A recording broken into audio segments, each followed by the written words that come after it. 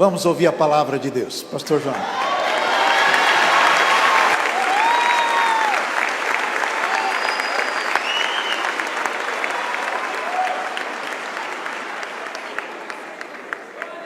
Eu cumprimento a todos com a paz do Senhor Jesus. Amém.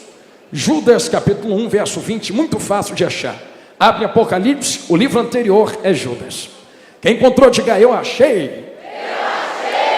Assim está escrito na palavra de Deus.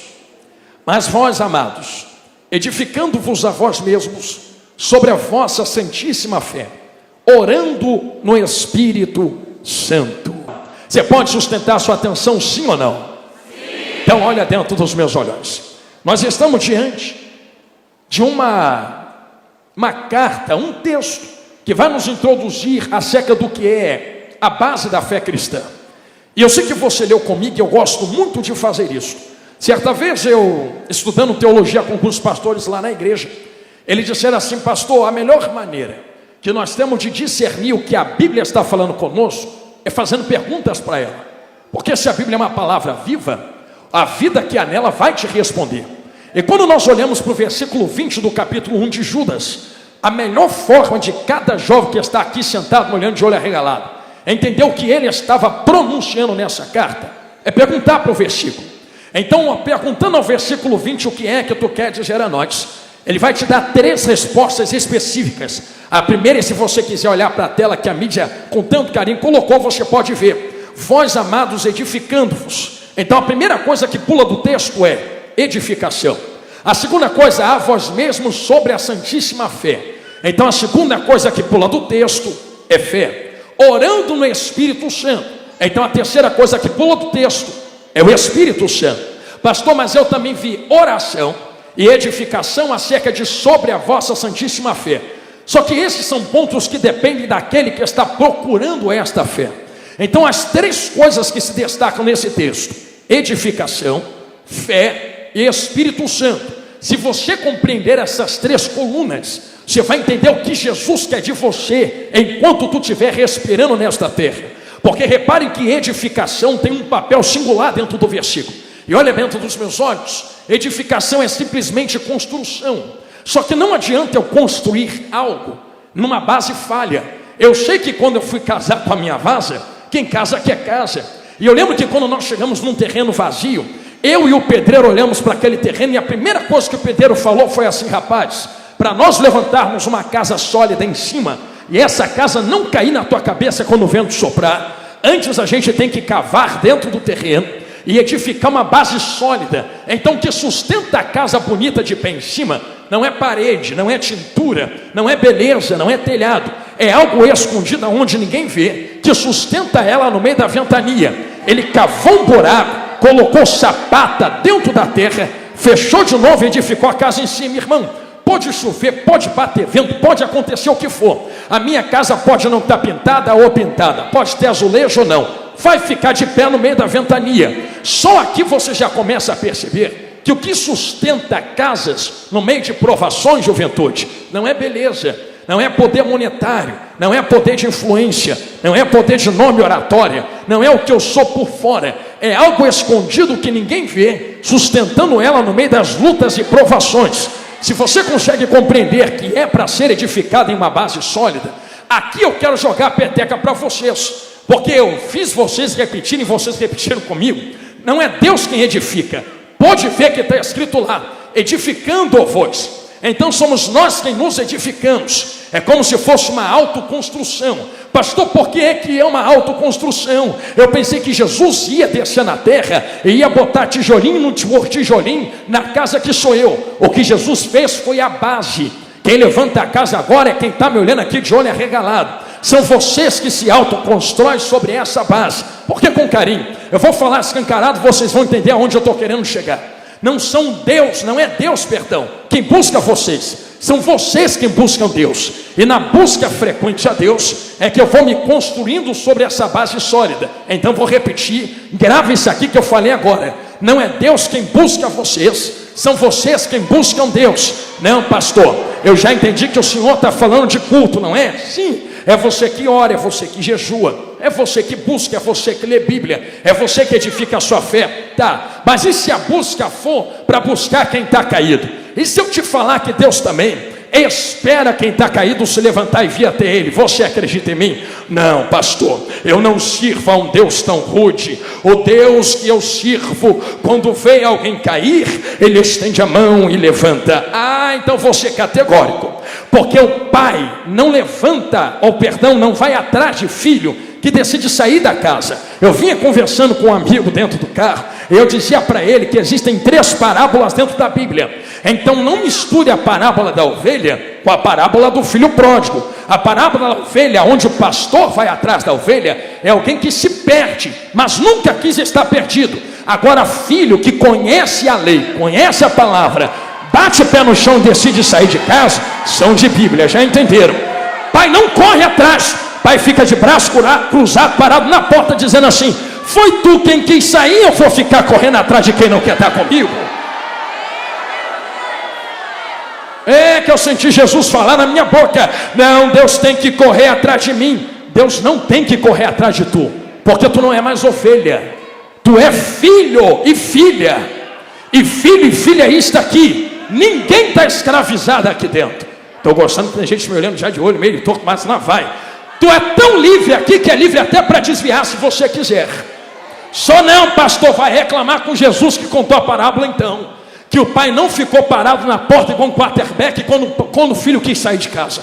Você lembra que quando o filho disse assim: me dá a parte dos bens que me toca? Sei que vai doer, mas vai curar. A parte dos bens que lhe toca era uma herança, só que não estava na hora de transferir herança para o filho, porque quem decide a hora da herança vir não é o filho, é o pai. Mas o filho está entrando na frente dizendo: eu quero agora, eu quero agora, eu quero agora, eu quero agora, eu quero agora. Sabe o que o pai entendeu? Quer dizer que tu não está comigo porque eu sou teu pai, tu está comigo porque eu tenho algo no meu bolso para poder te entregar lá na frente. Quer dizer que tu não está edificando o teu relacionamento comigo pelo que eu sou, mas pelo que eu posso fazer por ti. Está doendo, mas vai curar. Vou ficar olhando lá para a galeria agora. É o que, pastor? É. O que o pai está dizendo ao filho é: tu está se relacionando comigo pelo que eu sou ou pelo que eu tenho? Pelo que eu sou ou pelo que eu posso fazer? Pelo que eu sou ou pelo que eu posso te dar? Não, eu estou contigo porque tu tem algo que pode me dar. Ah, é? É. Então seja livre. Eu vou te libertar.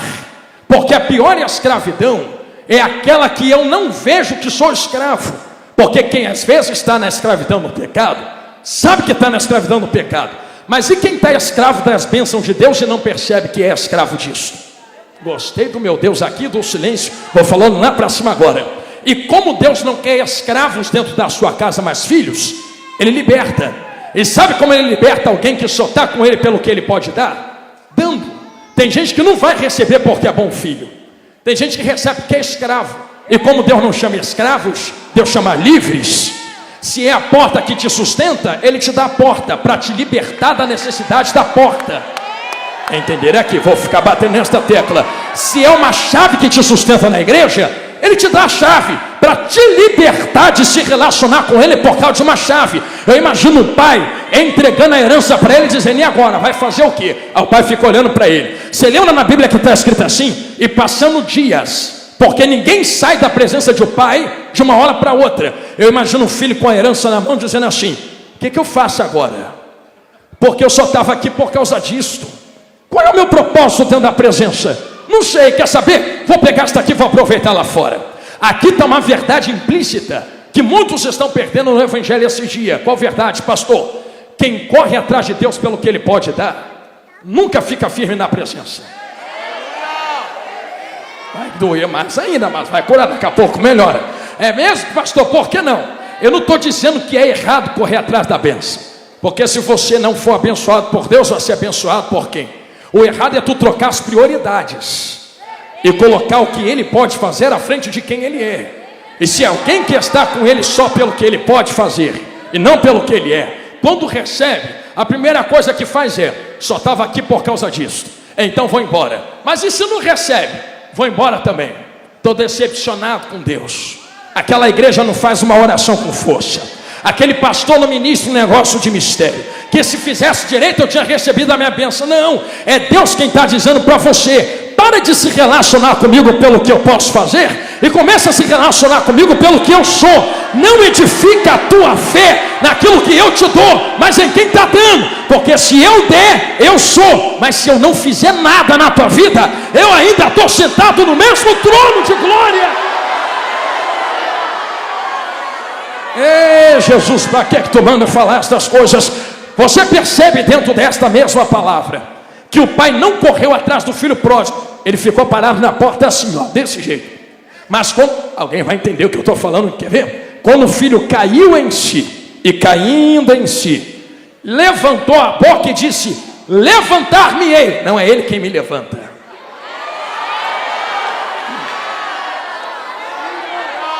Irei ter, não é ele quem me arrasta.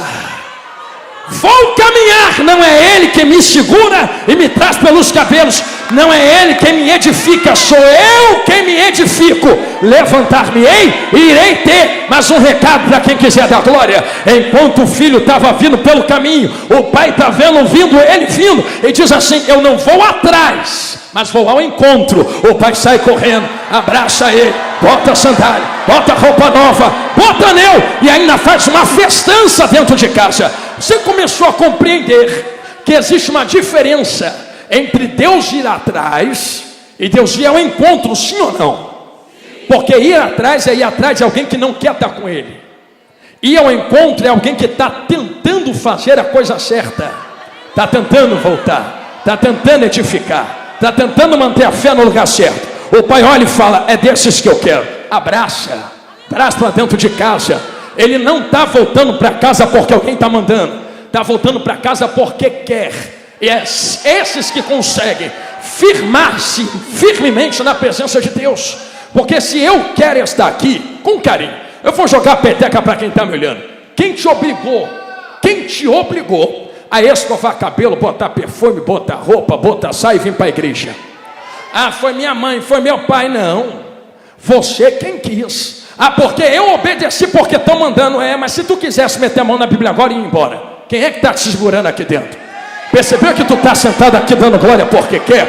Ah, não, é porque minha mãe vai me pegar e me bater, é consequência. Mas se tu quisesse, tu ir embora. Está aqui ainda porque quer estar com teu pai chamado Deus. Há liberdade na casa de papai. E se somos nós quem nos edificamos. Eu fiz essa construção de introdução para vocês compreenderem o que está escrito logo a seguir no texto. Tem uma base que sustenta essa edificação. Você está vendo a casa de pé em cima, mas tem algo sustentando lá embaixo. O que, pastor? Quer ler comigo? Edificando-vos a vós mesmos sobre a vossa santíssima fé. Pastor, por que fé? Porque fé tem dois discernimentos, perdão a minha fala. Fé tem dois discernimentos, indicações. Quando nós pensamos em fé, a primeira coisa que nós imaginamos, olha dentro dos meus olhos, que fé é um arrepio, fé é só um sentimento, fé é só algo que eu sinto que me faz crer. Só que fé tem duas definições. A fé cujo qual está sendo indicada em Judas 1:20, não é a sensação que tu tem de coragem para seguir em frente.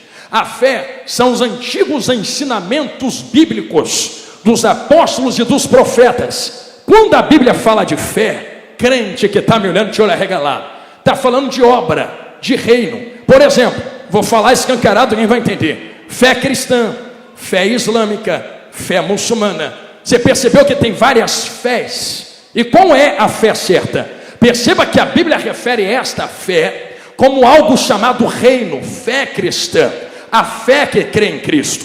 Então essa é a primeira definição de fé. Eu não vou dizer, mas é de fato religião. Não, pastor, eu não estou na religião. É, tá assim. Não estou não. A Bíblia nunca condenou religião. Condena sim, condena nada. Tu está fazendo religião aqui agora. Quer ver como é que tu está fazendo religião? Religião é conjunto de regras que me fazem fazer ou servir um culto a um Deus. Olha como tem regra aqui dentro. Todo mundo tem que estar de camisa. Eu não posso vir de bermuda ou sunga de praia. Você não pode vir sem camisa. Você não pode vir de biquíni. Olha as regras. Tem horário para começar, tem horário para terminar, tem palavra para ser pregada, tem louvor para ser cantado. Vocês cantaram agora há pouco, teve limite de hinos. Tem regras. Tu está dentro de um conjuntão de regras. Está dentro da religião. Abre teu olho. Deus nunca apontou religião. Apontou sim. Jesus também nunca apontou. Jesus nunca criticou religião. O que Jesus fez dentro da Bíblia foi criticar a perda da essência divina dentro da religião. Eu vou falar isso daqui de novo. Jesus apontou uma religião dentro da Bíblia. Só há um caminho que leva ao Pai, que é Ele. Ele é a religião. Então vocês começam a perceberem que entre uma cultura e outra tem diferença de igreja, sim ou não? Aqui a gente se veste assim, lá fora os africanos se vestem de um jeito. Aí lá na América tem gente que dança assim, os africanos dançam. Já lá no Japão é todo mundo quietinho. Aqui todo mundo marcha, pula e roda. Qual é a religião certa? É aquela que segue Cristo e leva até Deus. Esta é a verdadeira religião, diz a Bíblia. Conjunto de regras que me fazem servir um culto. Logo vocês começam a perceber que esse reino, esta religião chamada Jesus Cristo, o grandão da Galileia, é uma fé. E qual é a outra fé, pastor? Esta religião chamada Cristo gera algo em vocês, o sentimento gerado em vós. Só vai comendo Bíblia, estamos no começo do filme. O sentimento gerado em vocês, que te faz seguir à frente, que te faz caminhar quando falta força. Hebreus capítulo 11, verso 1, vai testificar bem o que eu estou falando aqui agora. A fé, a mídia rápida, hein? É o firme fundamento das coisas que se esperam e a prova das coisas que se não veem ou não se veem. Ou seja, eu não estou vendo, mas eu estou crendo naquilo que eu não estou vendo. E isso é um fundamento, uma base firme. Qual é a base, pastor? Eu não preciso ver para poder crer. É por isso que você viu Jesus selando esta palavra com Tomé. Quer ver como é que alguém lá na galeria, aqui na nave da igreja Vai da Glória, lembra quando Jesus pegou esse dedão, apontou no narigão de Tomé e disse assim: rapaz, toca aqui para ver que eu ressuscitei de verdade. Toca aqui para ver que eu sou de carne e osso e não sou só fumaça. Aí Tomé toca as feridas e diz: Senhor meu, Deus meu. Tomé, você está crendo porque viu? Você está crendo porque tocou? Bendito aqueles que não viram. Já entenderam aqui na nave? Vou falar olhando para a galeria. Uma pergunta a quem está na galeria aqui na nave: tu estava lá no dia que Jesus foi crucificado? Tu não viu. Tu estava lá no dia que o prego entrou na mão dele? Tu não viu. Tu estava lá no dia que ele levou o madeiro? Tu não viu. Se tu não viu, como é que tu crê? Bem-aventurados, bem-aventurados, bem-aventurados, bem-aventurados. Não viram, mas creram. Não veem, mas creem. Eu não vejo, mas eu creio naquilo que eu não vejo. É por isso que a fé não precisa ser vista. A fé é algo que me alavanca para frente, é algo que me coloca para frente. E logo nós chegamos ao denominador comum. Existe um caminho para a fé ser manifesta. E aonde há uma manifestação de fé, pastor? Fique comigo. Vocês percebam que na parte C do versículo, orando no Espírito Santo, cheguei onde Jesus mandou. Não está escrito orando ao Espírito Santo, é orando no Espírito Santo. Tem diferença. Orando ao é falar com, orando no é estar num ambiente, num lugar. Só que quando vai falar do ambiente, não está falando de ambiente material. É como se estivesse comparando o Espírito Santo ao ambiente espiritual, aonde você adentra, se posiciona e diz: agora que eu estou no Espírito Santo, eu posso orar, basear a fé, construir a casa e me edificar na presença dele.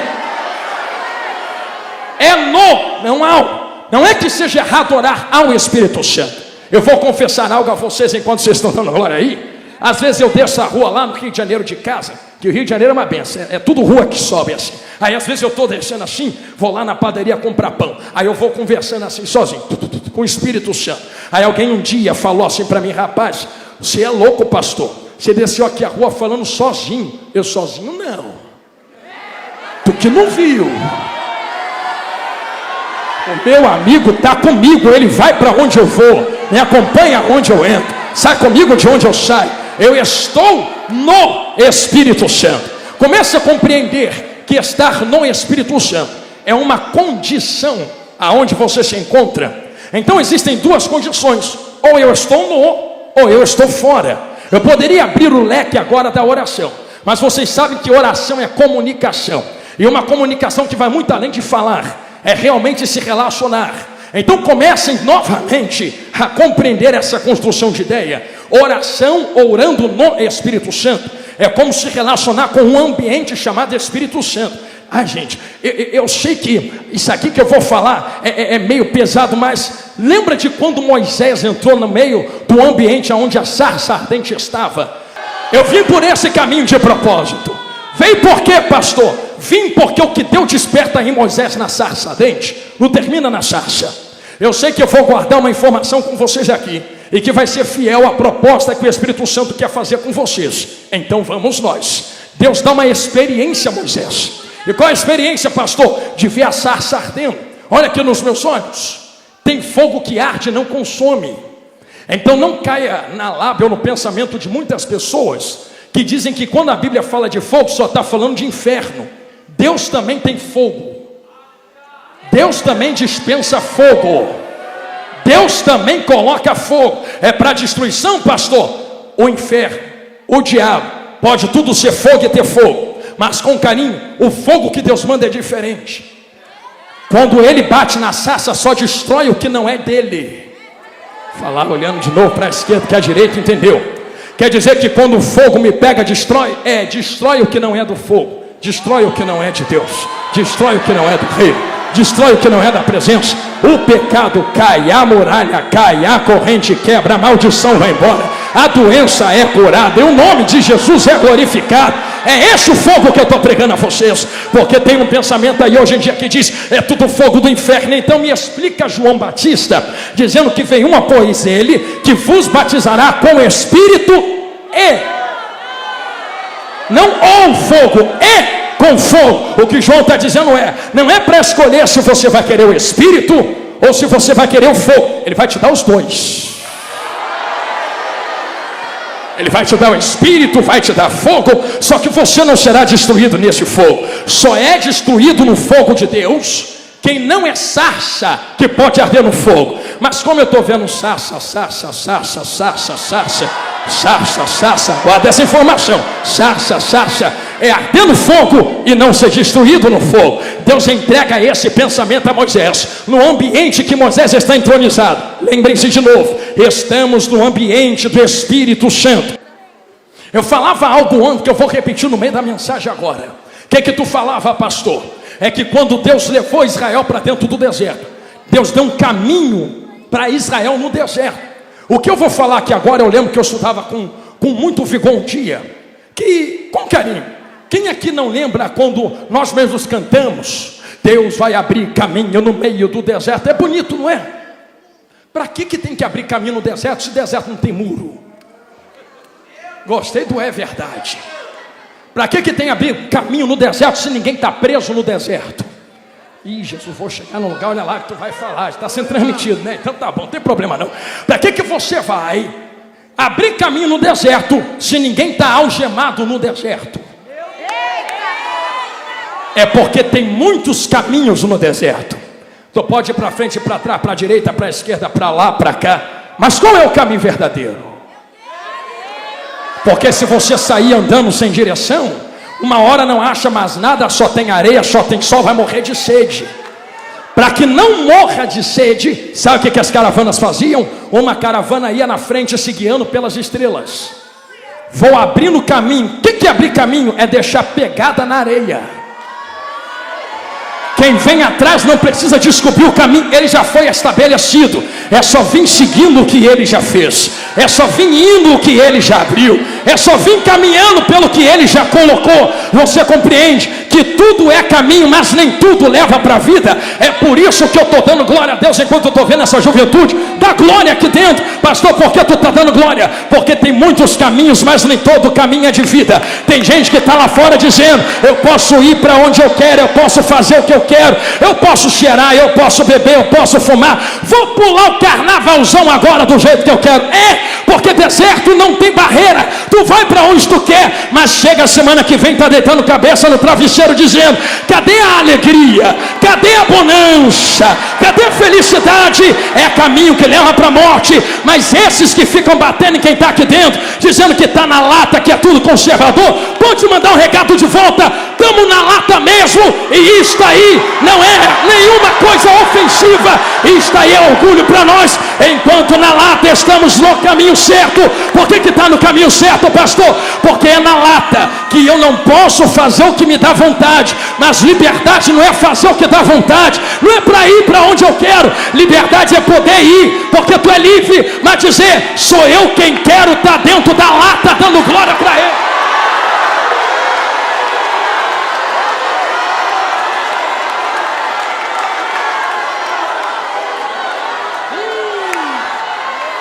Ninguém nos obrigou a estar dentro da lata. Sou eu quem quis de livre e espontânea vontade entrar na lata. Ninguém me obrigou a estar na presença. Sou eu quem quis estar na presença. Um recado para quem pensou que ofendeu. Ofensa? Mesmo que fosse ofensa, obrigado por nos ofender.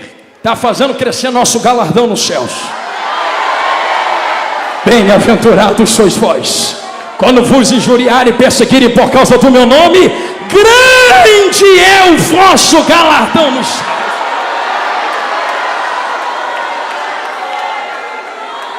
Não é ofensa. Você pode bater no peito e dizer, muito obrigado por me perseguir. Porque a igreja verdadeira, segundo a Bíblia, é perseguida. Não é amada, vou repetir, é perseguida. Se começassem a bater palma para a igreja lá no meio daquela festa, dizendo, continua que está gostoso do jeito que está, aí eu ia achar estranho. Agora estão falando mal porque não nos suportam. Glória a Deus, glória a Deus, glória a Deus. Obrigado, Jesus, glória a Deus. Estamos no caminho certo. Começa a perceber, quem está comigo ainda, diga amém. Que existem muitos caminhos, mas a verdadeira liberdade não é ir para onde eu quero. A verdadeira liberdade é poder ir, mas ficar no caminho que foi aberto. Quem está seguindo as pegadas pode sair para a direita. Pode, tu não é escravo. Tu pode decidir mudar a direção, falando, agora eu quero ir para lá. Ninguém te segura. Mas é tu quem está decidindo seguir os passos que foram abertos no meio do deserto. Você entende que tem um ambiente ofensivo, mas é no ambiente do caminho que você entende. No final vai ter vida. Eu vou fazer uma pergunta que todo mundo que está me olhando de arregalado vai entender. Quem sai da sua origem para chegar no seu destino, nem sempre enxerga o seu destino. Eles andam dias dentro do deserto. Então peraí, quer dizer que eles não estão vendo para onde estão indo. Já entenderam que vocês são um vaso, hein? Como é que não está vendo, mas está crendo que o caminho que foi aberto leva para a vida? Eu sei porque estão crendo. Eu sei porque estão acreditando. Vem comigo. Deus chama Moisés para cima do monte com o povo no meio do deserto. Se é onde Jesus quer levar vocês, estou voltando em Judas. Lá em cima Deus fala assim, tem uma reunião para fazer contigo. Diga, Senhor, o que tu queres? Desce lá no arraial e diz para esse povo não atravessar os limites do monte. Fica comigo, porque se atravessar o limite do monte, vai morrer. Vai morrer por quê, Deus? Vai morrer porque eu tenho toda a glória. Não tenho muita, tenho toda. Eu vou abrir a sua visão. A glória de Deus não está em plenitude aqui dentro da igreja. Se tivesse, nos sobrava um vivo. Porque se um anjo de fogo entrasse, já matava. Imagina o dono do anjo de fogo. Deus só dá um vislumbre do que está te esperando no céu. E juventude, se aqui na terra com um vislumbre está assim, imagina quando a gente pisar na glória. Vou falar de Bíblia, que eu sei que vocês gostam de Bíblia. Você quer ver o que está acontecendo aqui? É quando Deus trata com Moisés, dizendo assim, parênteses aberto. Você quer ver minha face, Moisés? Quero. Ninguém pode ver minha face e ficar vivo. Mas vou deixar você ver minhas costas. Você vai me ver passar. Moisés, fica na penha. E agora, Senhor, eu vou passar fazendo sombra. Sombra das coisas que virão. Antigo Testamento. E depois tu me vê de costas. Mas tu não vai ver minha face. Por que eu não posso ver minha face? Porque a antiga é sombra. E aqui na graça, a graça é costas. Tu está vendo algo, mas não tudo. Tu está tendo um acesso, mas não todo acesso. Pastor, e quando é que eu vou ver toda a glória? Quer ver toda a glória? Ah, eu quero. Para não morrer, fica crente. Espera a última trombeta tocar. Entenderam? Gostei do sorriso. Seu corpo vai ser glorificado e preparado para suportá-lo.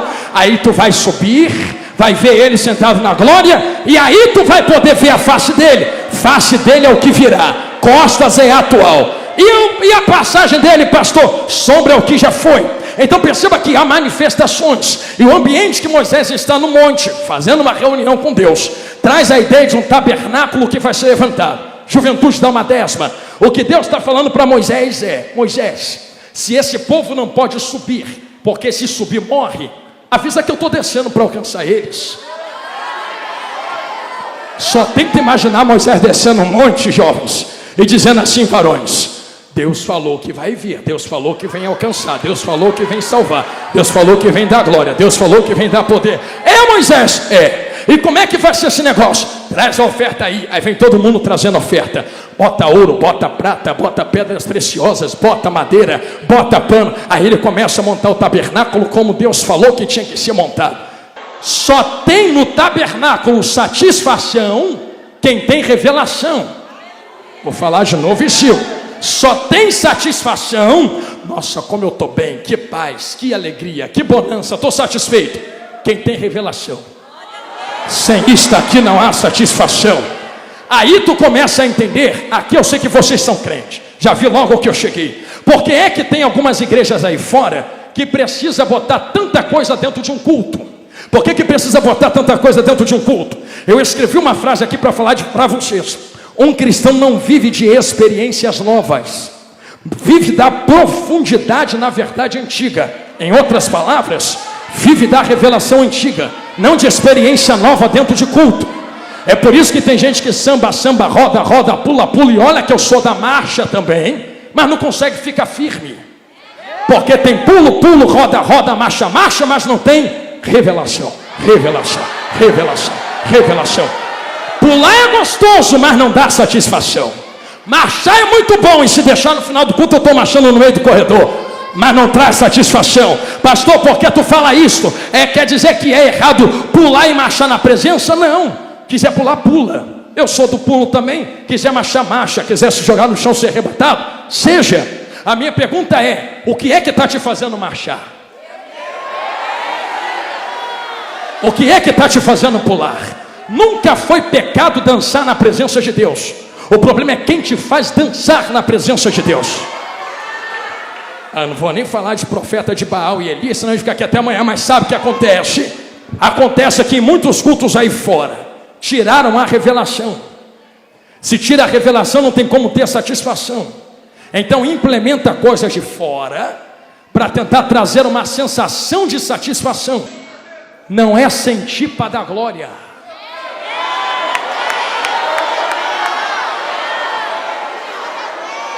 Não, eu preciso sentir primeiro. Não, porque o sentimento da arca está depois da adoração. Então não é um arrepio para, arrepiou aqui, vou levantar a mão para a glória. Vai ficar até o final do culto sem sentir nada, porque quem está dando glória às vezes não está sentindo. Mas quando levanta a mão e começa a dar glória, aí a sensação da presença começa a vir. Só porque tu levantou a mão com esse sorrisão no rosto. Tu tem cotovelo, não tem? Precisa pegar na mão, não. Só dá uma cotovelada no jovem que está assim do seu lado, com carinho para não machucar. E diga assim: por que tu está esperando arrepiar para dar glória para Deus? Diga: vai descer anjo aqui não. Quem tinha que descer já desceu 2 mil anos atrás. Tu tem acesso livre. Só sai do mesmo jeito se quiser. Mas se quiser ter uma experiência nas antigas escrituras, abre a boca e dá 10 segundos de adoração àquele que vive e reina.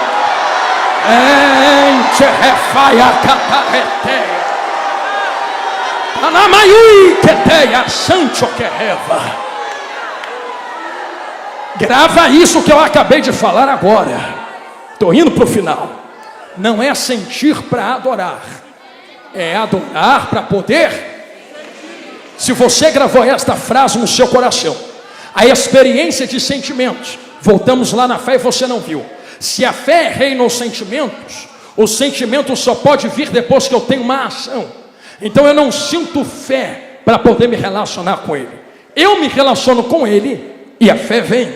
Então perceba que é algo que vai sendo construindo pouco a pouco. Chega-se no Novo Testamento, alguém vai entender. Vem um varão pisando na terra assim, ó, andando desse jeito assim. Aí ele vem andando. Enquanto ele está vindo andando devagarinho na sua humildade, João Batista está batizando assim: vai, vai, vai. De repente ele para o culto. Gente, para tudo. Para tudo porque, João, tu é profetão, você está com o nome aí na mídia. Eu posso ser João, mas esse que está vindo ali, eu não sou digno nem de desatar as alparcas das suas sandálias ou dos seus pés. Por que, João? Porque eu batizo com água, mas quem vem vai batizar com fogo. Ele é o Cordeiro que tira o pecado do mundo. Jesus entra nas águas assim, juventude, só vai comendo Bíblia. Quando entra, João fica: eu que preciso ser tocado, tu vens a mim? Aí Jesus diz: faz para toda a justiça se cumprir. Em outras palavras, João, eu sei que eu sou maior que tu, mas está escrito que tu tem que vir preparando o caminho. Então termina logo o teu ministério. Não é que você está me impedindo, sou eu quem quero ser fiel ao que está escrito aqui dentro. Faz logo o que tu tem que fazer, porque agora eu vou entrar. E quando eu entrar em cena dentro da terra, não tem quem me segura. João batiza Jesus, provando a todo mundo que está aqui dentro que nem Jesus quebrou a autoridade que estava escrita sobre ele. Porque, irmão, tem crente hoje em dia que eu acho muito corajoso. Corajoso por quê? Porque nem Jesus fez o que muita gente está fazendo. Falar de novo, que eu sei que vai doer, mas vai curar. Fazendo o quê? Ninguém manda em mim. Sou eu quem mando no meu nariz. Sou eu quem mando em mim mesmo. Ah, é vazão. Quarta pessoa da Trindade. Se nem Jesus fez isso, Jesus já começou dizendo: eu tenho algo para fazer. O que eu tenho para fazer não é fazer a minha vontade, é fazer a vontade do meu Pai que está nos céus. Até Jesus respeitou a ordem que veio do alto. E tu é vazão que não quer respeitar a autoridade que Jesus institui na terra. Se Jesus respeitou a autoridade de João, sei que vai doer, mas vai curar. Tem gente que não consegue respeitar o próprio pastor. Tem gente que não consegue respeitar a própria liderança. Se nem Jesus fez isso, que coragem é essa tua? Eu vou falar, Jesus está mandando. Você quer ver como é que nem Deus quebra a autoridade que ele institui na terra? Só vai comendo Bíblia. Lembra quando Deus chamou Moisés e disse assim: Moisés, diz Senhor, traz 70 aí. Se eu fosse no lugar de Moisés, eu ia dizer: para que eu tenho que trazer? Tu já conhece quem eu vou trazer, tu é onipresente, onisciente, onipotente. Vai lá e busca tu. Por que Deus não vai buscar, mas tem que passar por Moisés? Não é que Deus tenha que passar, é que Deus deseja, quer respeitar o que colocou na vida de Moisés. Em outras palavras, se é Deus quem institui a autoridade, Deus não quebra a própria autoridade que coloca na terra. É como se Deus estivesse falando: Moisés, eu sou Deus, mas o líder do povo é tu. Eu não vou quebrar o que eu coloquei na tua vida. Eu já sei que tu vai escolher, mas vai lá e traz, tem que passar por você. Aí Moisés traz os 70. Já sei, pastor, tu está falando aí que para ter acesso a Deus tem que passar por homens. Eu estou falando de algo eclesiástico e no reino.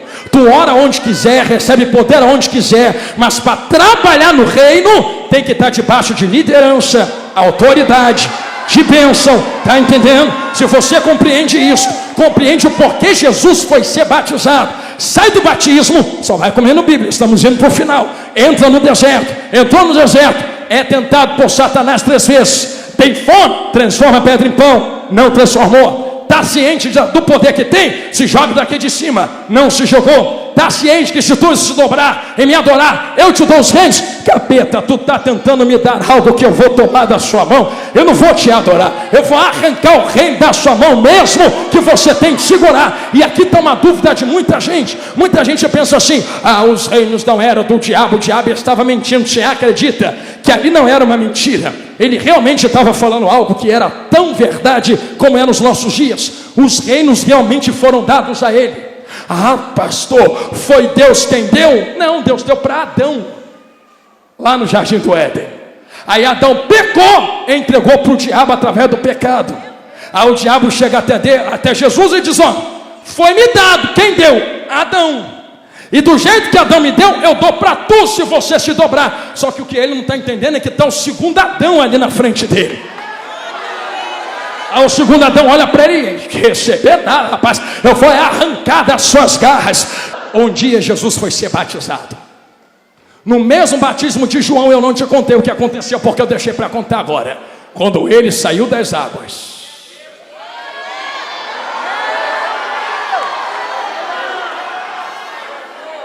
aconteceu o quê? O céu se abriu. Uma pomba desceu na cabeça dele. Ele pegou o dedão, Deus pegou o dedão, apontou para a terra e diz assim: esse é o meu filho amado em quem eu me comprazo. Sabe o que Jesus fez? Se o Espírito está comigo, o fogo não vai queimar só aqui, o fogo vai queimar em vocês também. É mesmo? Tá poderosão assim? Vai fazer como? Eu vou fazer pegando um altar. Aí um dia, me permita que eu tenha que fazer essa ensinação. Ficai em Jerusalém, até que do alto sejais revestidos de poder. Judas capítulo 1 verso 20. Mas vós, amados, edificando a vós mesmos sobre a vossa santíssima fé, orando no Espírito Santo, e cumprindo-se o dia de Pentecostes, estavam todos reunidos no mesmo. Eu vou falar porque eles são vaso. E quando eles estavam reunidos, ouve-se do céu um som. Eu imagino como foi aquele som, porque foi de repente. Sabe o que é de repente? De repente não é vem construindo, é tá todo mundo quieto, de repente um som.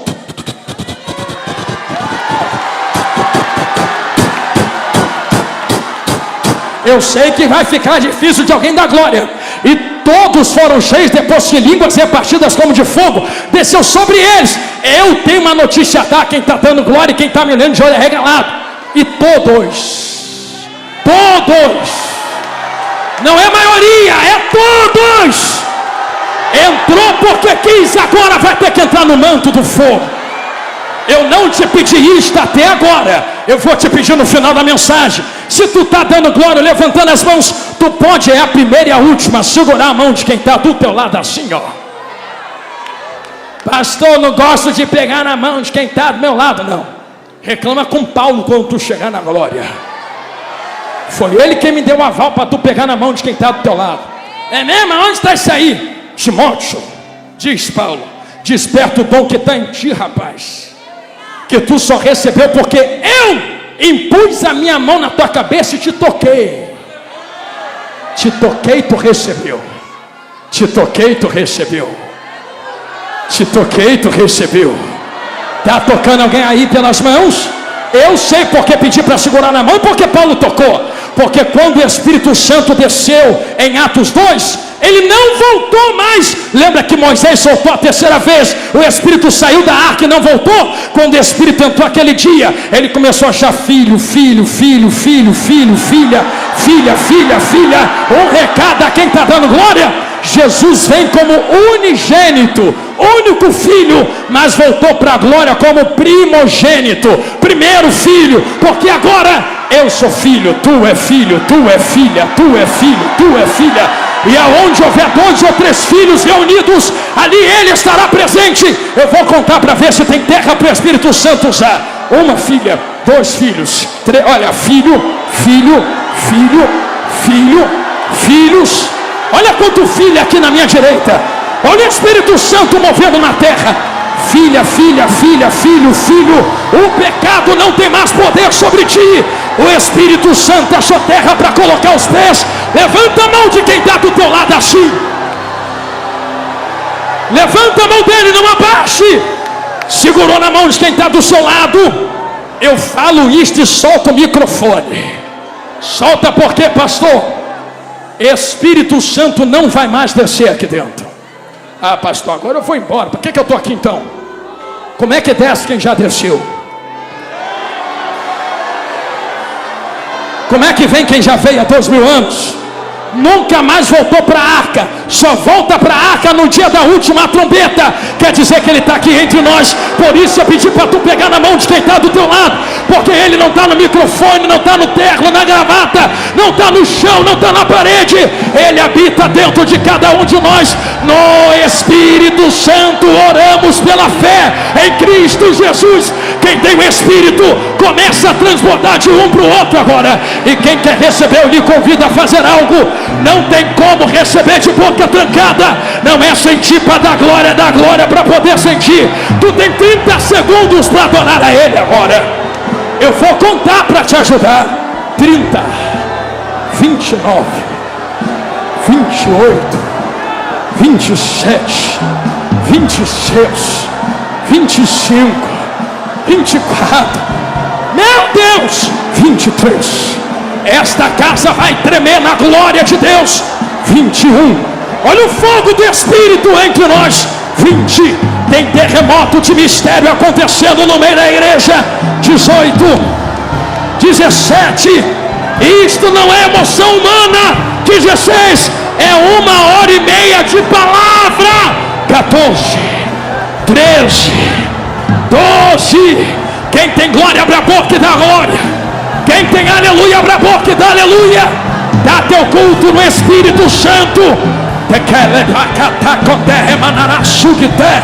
Só sai vazio daqui hoje quem quer. 6, 5, 4, 3, 2.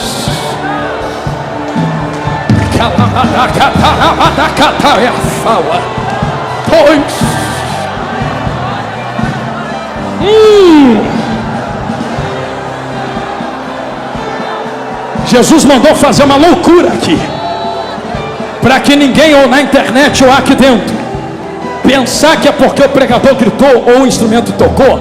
Então tá bom, segura rapidinho, meus amigos, daqui a pouco vocês voltam com força total. Eu vou parar de falar aqui também, porque esse fogo não é meu.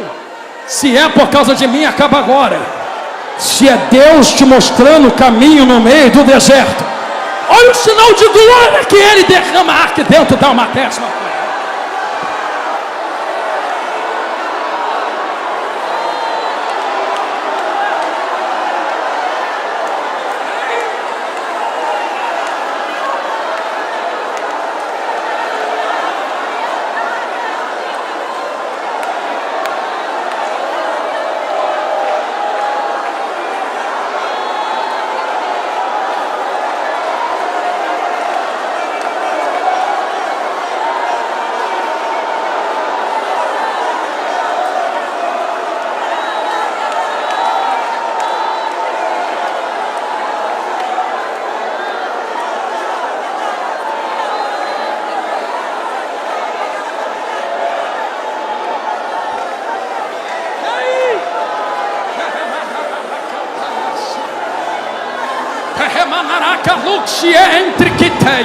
Eu convido vocês a fazer algo que a terra não pode fazer.